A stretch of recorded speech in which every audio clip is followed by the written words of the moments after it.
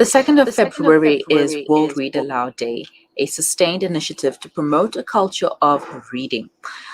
Joining me on the line right now is award winning, best selling author Jann Weeratunga to explain the benefits of reading. Good day, Jann, and thank you for joining me. Good day, and thank you for having me on the show. It's always a pleasure. Now, let us get into the benefits of reading. What are the benefits of reading? Why do we read? Well, we read because it's something we enjoy doing. We read because it expands our knowledge. And we read because it's something that we want to pass on to our children. So we can actually pass on a sense of history to them, and we can give them a future knowing where their past came from. hmm how does reading improve one's life? I think one of the things that reading does is it expands your general understanding of the world. Now, with adults, it's a way of looking at the world through somebody else's eyes. So we can read either fiction or non-fiction. And the same is the same for children. They can either read fiction or non-fiction. Obviously, non-fiction is factual. It teaches them things. And non-fiction is a form of escapism. It allows people to escape into a different place, a place where they can relax and then just enjoy words. hmm Today is World Read Aloud Day, which is celebrated on the 2nd of February every year. What does reading aloud help with? How does it help one to read aloud? Okay, well, when you read to yourself, you'll actually be surprised at how many words you skip. You sort of read one, two, skip a few, three, four, and on. Whereas when you read aloud, you actually read every word. And when you hear it, so from voice to ear, it actually has more meaning and more understanding. It's a little bit like if you're on Facebook or Twitter and you're scrolling through, you're not really taking very much notice of what you're actually looking at. And you think you're reading it, but then if somebody asks you, well, what did you just read? You can't remember it. When you read aloud, you remember what you have just read. And that's why it is so important for children to read out loud. It actually allows them to understand what they have just read. And not only that, it's actually a technique that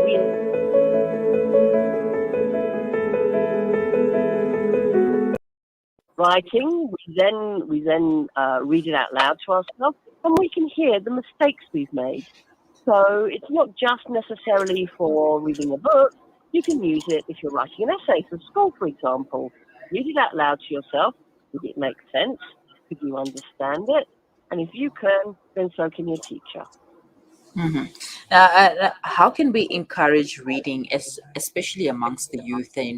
This is the youth of social media, the youth of just taking pics and having a wonderful time, and not many readers out there. So how can we encourage reading? Okay, yes, you're absolutely right. It's very easy just to watch something on YouTube or watch something on television or flick through social media as opposed to actually getting involved with the book. So really, the best ways to get young people involved are to start them young. The younger, the better. Create a pattern. Create something that they will repeat. So, for example, for very young children, when they've had their supper, they're normally going to have a bath and then go to bed. So get them used to having a bedtime story. Spend that extra little bit of time reading to them. Now, this often falls on mum, but sometimes if daddy can be home early as well, it's something that's really enjoyable for him to be able to sit and have some quality time with the children. And then as they get older, get them to read to you so it doesn't just become a one-way traffic.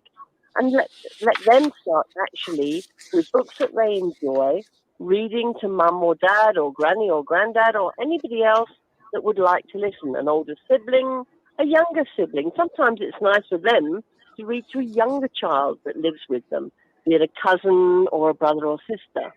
So start young, get them into the habit of reading. Have lots of books around the house. So they don't just have one or two. Now, that can be quite expensive. But if you go to the library, you can borrow books. They can have a ticket. You can have a ticket. So you're creating the books around them. So they're used to seeing books. They're used to going to the library and choosing their own books. And also schools have libraries. They can ask if they can borrow books from the school library to get them surrounded with books. Hmm. Now, what if your child doesn't like reading or doesn't love reading the way you do? I mean, you've tried everything to encourage them to read a little bit more, but they're just not having it. Yes, the reluctant reader, as we call them. Hmm. With reluctant readers, you have to find something that they are interested in. Now, Hmm. I'm going to say something, and your mums and dads out there are going to go, oh, and it's basically let them have comics. Hmm. Get them started. It doesn't matter how you start them. So if they like, for example, they tinker maybe with dad messing around with cars, or dad likes cars and motorbikes, and they like cars and motorbikes, let them have a magazine that has cars and motorbikes in. Initially, they'll just look at the pictures. But Hmm. then you can start sitting with them and start reading the stories, reading the articles to them. Comics.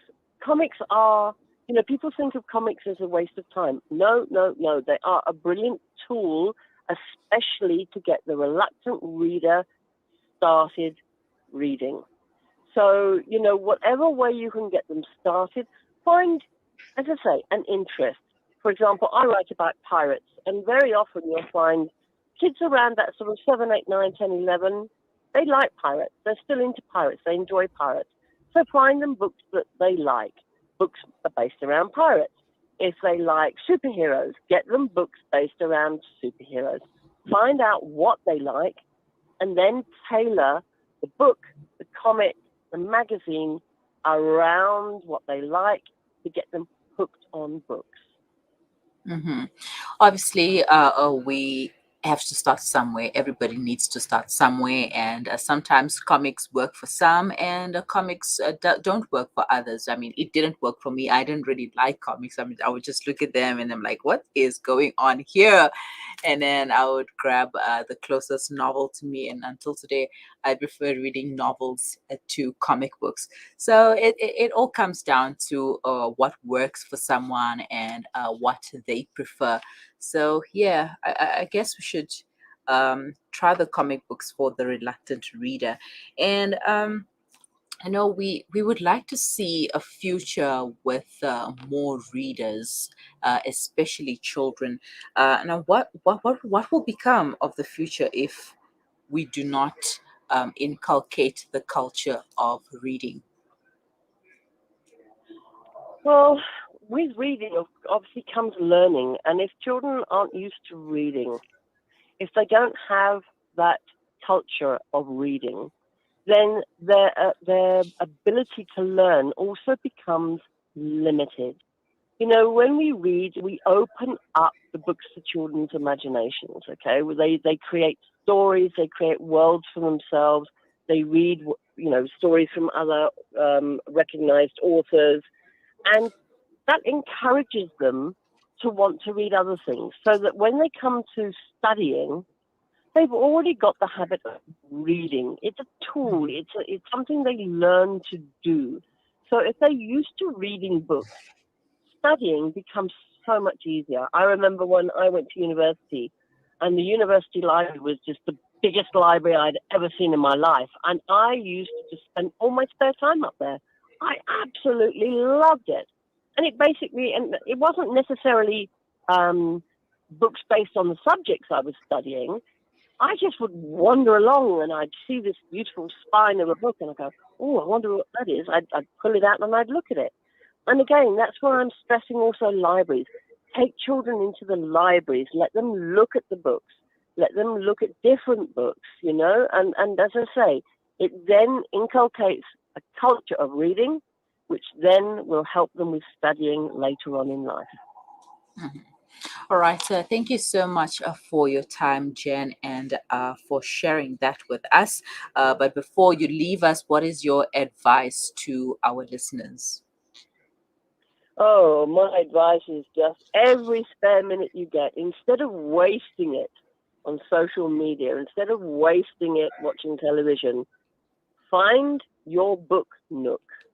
Now, a book nook can just be a few cushions popped up against the wall, popped into a window seat if you have one, popped into a seat in the garden, in the larper. It can be anywhere. Just somewhere that's comfortable for you, where you've got lots of cushions, nice cup of tea if you're an adult, maybe a glass of milk or juice if you're a child, a couple of biscuits, somewhere special that you create that is your place to go and read, and just pop yourself in there any little moment that you get, read a few more chapters and enjoy.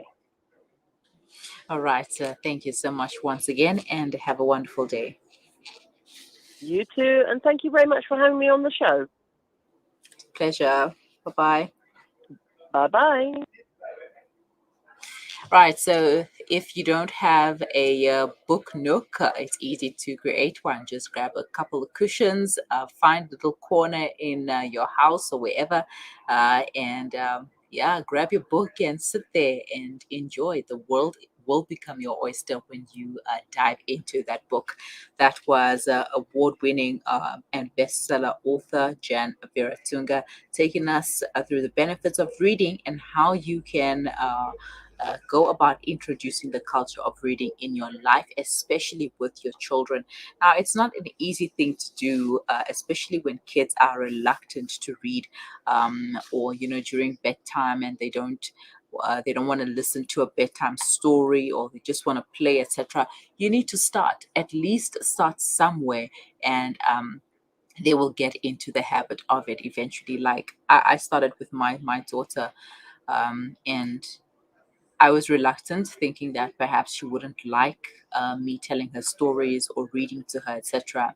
And then she would just decide to bring a book and tell me to ask me to read it to her.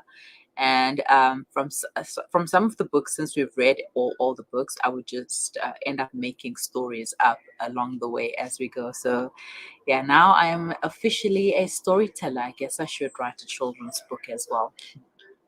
All right, here are some practical ways you can encourage more reluctant readers to start. Make a dedicated reading space, as Jan mentioned. Make it comfortable with cushions, good lighting, and make sure it is a quiet space where they can relax and focus on their book. Read funny things. Everyone likes to laugh, so find funny books and be prepared for them to lol. Read anything, anywhere. Encourage your children to read food menus, road signs, instructions. Things to read are everywhere, and children will start to see how useful being able to read is in all these real life situations. Like when you go on a road trip, ask them to read the signs for you, ask them what the board says. Talk to your children about what they have read. Ask children about the book they are reading, who's their favorite character, and why. Do the characters or situations remind them of anyone they know? Showing you are interested in what they have read will motivate them to keep reading. Follow their interests. If your child likes football, they will enjoy a book about football.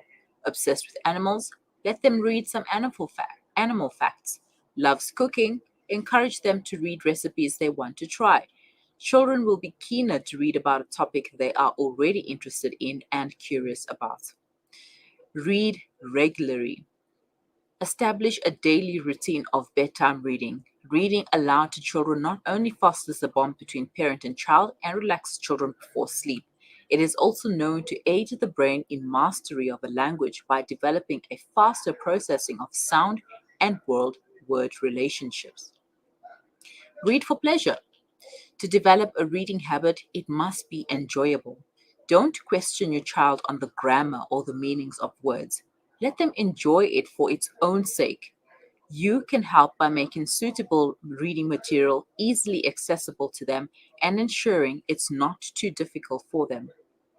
Variety is the spice of life. Variety of material is also important when it comes to wanting to read. There are joke books, picture books, comic books, history books, science books, even audiobooks. Make sure children know they don't just have to read stories. there are many books out there to take your prick.